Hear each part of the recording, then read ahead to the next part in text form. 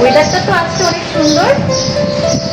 আসলে মিস আজকের ওয়েদারটা কিন্তু খুব সুন্দর, চলেন এক কাপ চা খাই।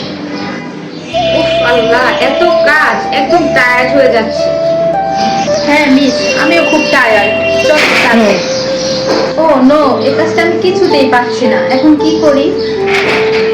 দাঁড়ান, আপনি কাজটা করতে পারছেন না, আমি দেখিয়ে দিচ্ছি। তবে চলেন তার আগে এক কাপ চা খাই। আচ্ছা চলেন। আচ্ছা, আপনারা যে কাজকর্ম ঠিক মতো করেন না, আপনাদের নিয়ে আমি কি করি বলেন তো? আসেন মিস, চা খাই।